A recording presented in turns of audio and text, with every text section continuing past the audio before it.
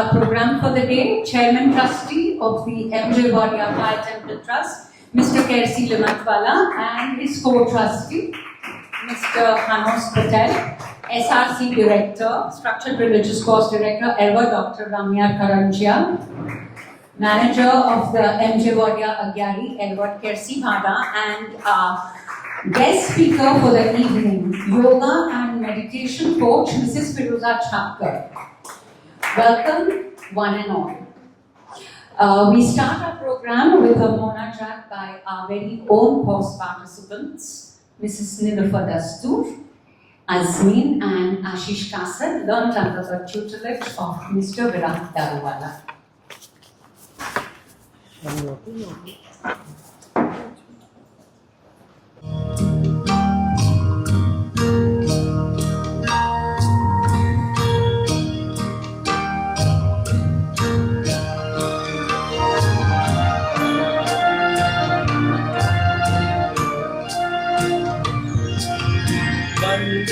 की सांभळ मारी खुदाया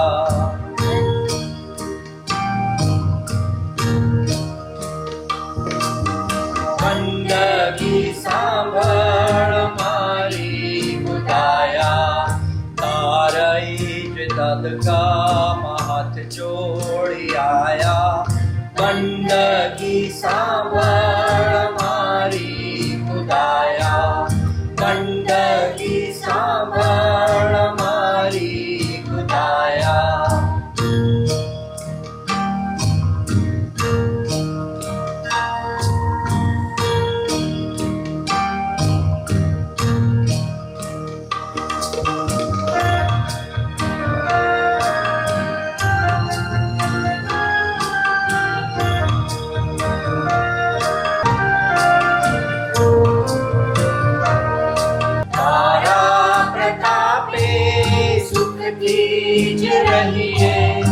रह जो सदा तारी हम पर माया रह जो सदा तारी हम पर माया तारी दद का महत जोड़ी आया पंड की सांभळ मारी खुदाया पंड की सांभळ मारी खुदाया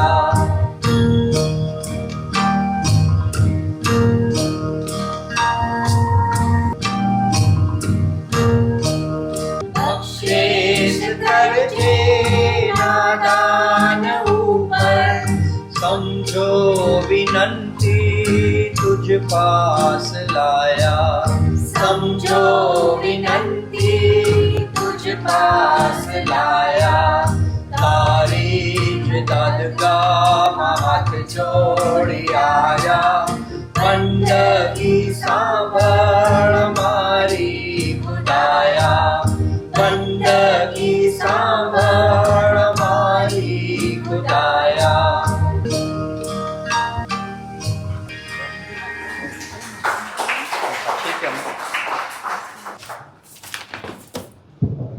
Thank you, singer participants, and thank you, Mr. Daruwala. If we make a very genuine effort to get up at 4:30 in the morning, we will experience a subtle divine stillness around us. And let's imagine this with the gentle breeze blowing on our faces and a beautiful Devo illuminating the room. If we focus on the Devo, we will experience a shift from chaos outside to calm inside. This is meditation, a shift from outer chaos to inner peace. It is rightly said, we need neither the mountains nor the seas, because what lies within us is calm and peace. Ladies and gentlemen, with meditation as our theme for the day, we welcome Chairman Trustee Mr. Kersi Limathwalla to start our program themed Why Meditate. Ergo Dr. Wadia Agiary.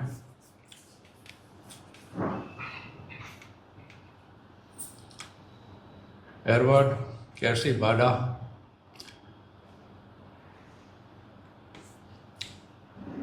Roxanne Desai, Firuza Chapgar. Ladies and gentlemen, I welcome you all to our Salgreh celebration. I think on a day like this, we first have to thank Dada Ormazda. Kya apno makan, apna atas patsa, which has survived for 192 years.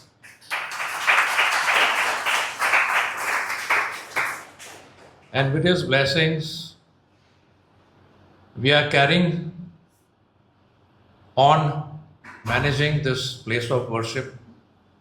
And God willing, very soon, within the next 8 years, we will celebrate 200 years century of our sacred fire.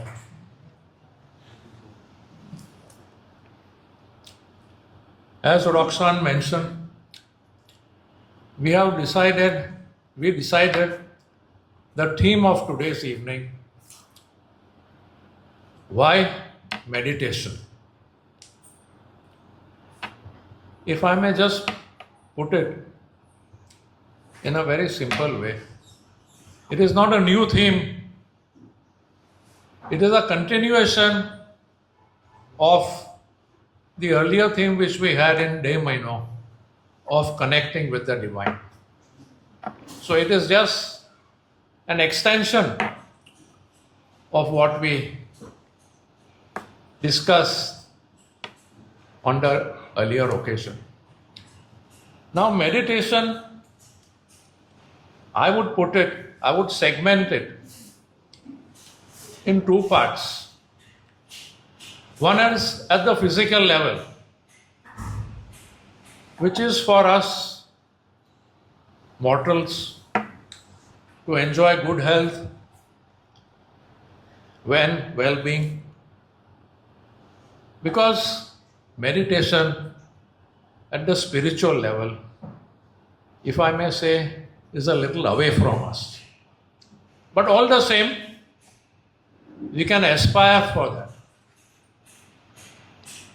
So first let us consider what meditation at the physical level is. When I say physical, I mean mental and emotional also. So the advantages, as most of you all know, would be reduce stress, have good sleep, control anxiety, improve our attention span, sharpen our intellect, have clarity of thought, have self-control as far as if any addiction that you have. And of course, in our old age, it can arrest, not improve, but at least arrest memory loss, can control your blood pressure, and these are scientifically proven facts, and can make you loving, compassionate, kind, more acceptable to society, and finally make you more cosmic conscious. So these are basically all these advantages for all of us. And as some people say, like walking or doing your daily routine exercise, meditation is like a pill which you have to take every day. If you miss it, it's like missing the pill. So what does it do? It recharges you, it relaxes you. And what is also equally important is it energizes your chakras, which are the potent energy centers in our body. Basically, there are many chakras, but the main chakras are the 7 chakras, which sort of energizes because they are your energy centers. Now, when we talk about all this, invariably people coin meditation with yoga practices. And it is more common in India. Of course, it's spread all over the world, but it's more common in India. And people link it with yoga practices. But if I may share with you, it is not just yoga practice. Even Sufis have done that. And for that matter, our Zoroastrian, Zarathustri sages and saints have known to meditate. And together with meditation, other practices which go with meditation, like breathing techniques, chanting, etc., etc. And as I said, it's a misnomer to think that meditation is not part of our Zoroastrian beliefs and practices. Now, if you go to see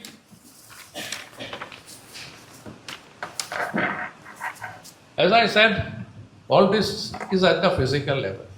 But at the spiritual level, if we may look into it, what does meditation do? Of course, as we mentioned earlier, it is a sort of way of connecting in a better way with the divine. It can dissolve your ego and your individual identity and make you feel one with everything around, both animate and inanimate. But at the spiritual level, it requires a lot of discipline, restraint, discipline in terms of practice, diet, sleep, restraint in terms of your thoughts, words, and deeds, and seclusion, or if I may say, keeping away from the outer world, because so that it does not unnecessarily stimulate you. So these are practices which can elevate you to spiritual level. But let us restrict ourselves today to the physical part. Now, as I said, it is part of our Zoroastrian practices. And just take the example of our prophet Zarathustra. For 10 years he was away.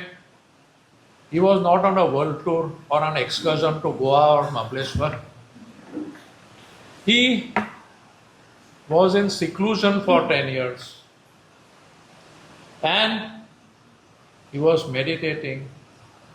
He may be doing various practices. At the end of it, he acquired divine wisdom, divine intuition, and at a level where he could communicate with Aura Master. As we know, in the Gathas,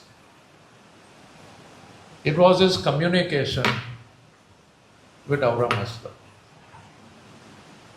And it is there in Yasna 43:15.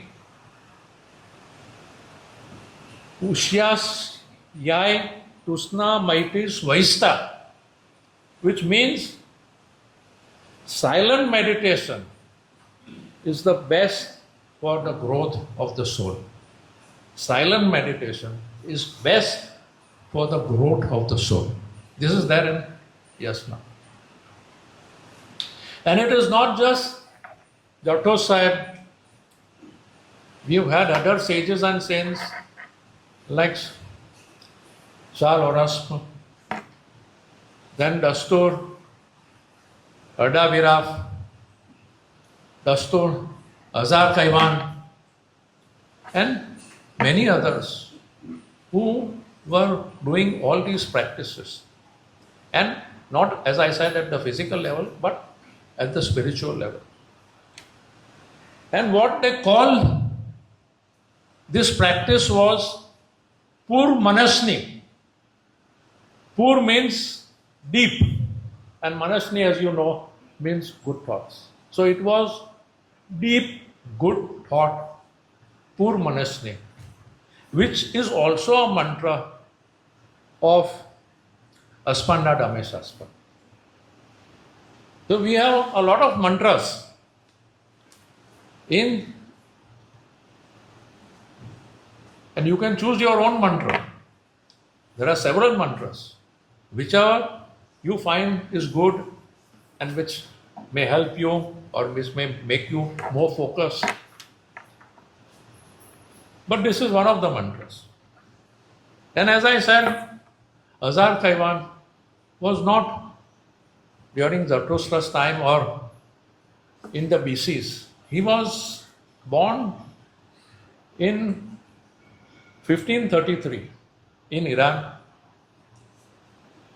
He was a Magav of Demaunko. From a very young age, he practiced all these meditation and various other practices. And he acquired such miraculous powers with his mantras that he could become invisible. He could be at more than one place at a time. He could hold his breath or be underwater for hours, and he could deprive himself of food and sleep without it affecting him. So I'm just narrating the type of things which our own sages and saints have attained, because normally when we talk of meditation and yoga and all this, we think of yogis. But why I am narrating all this is, we have an example of a Zarathustra who had acquired all this. And then, for some reason, he came to India, although he was born in Iran, and as I said, he came to India in his last years, traveled all over the country, and then finally settled in Patna, where he had not just Zoroastrian followers, but even non-Zoroastrian followers. So this is the short story of Azar Kaiwan. Now we have good speakers on the subject of meditation here. But as I said, let us focus on the physical part for the moment. But there is a common complaint which people say it's, we find it difficult to meditate. When we sit for meditation, thoughts come on. It happens to everybody. But I am sure with a little practice, one improves. We have to take baby steps, as they say. And maybe some props could also help.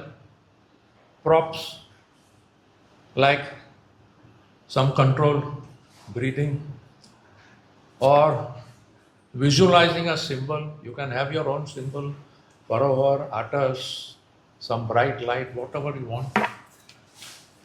Then mantras, there are several mantras that you can keep on reciting. Our 101 naam are there and other very potent mantras are there. But I, for one, feel that the most potent mantra for us, the Trostis, is Ahun. In fact, a very interesting thing happened. Just a fortnight back, I was sitting with my granddaughter and we discussed a few things and I encouraged her to ask me questions. So she all of a sudden asked me, "Hey, Grandpa, what is the first word in the world?" For a minute I was also stunned. So I told her there is no first word, there was a first sound. And the first sound was Ahum. Now, in other philosophies, they say it is Om, but it is quite close to each other. So this is the long and short of it. Ultimately, all that we are talking about is moving from movement, or rather movement to stillness, and from sound to silence. If it is said that if music is the food of emotions, if knowledge is the food of intellect, and if entertainment is the food of the mind, meditation is the food of the soul. So, ladies and gentlemen, our hidden powers for all of us can manifest. Our hidden powers can manifest when we manifest. Thank you.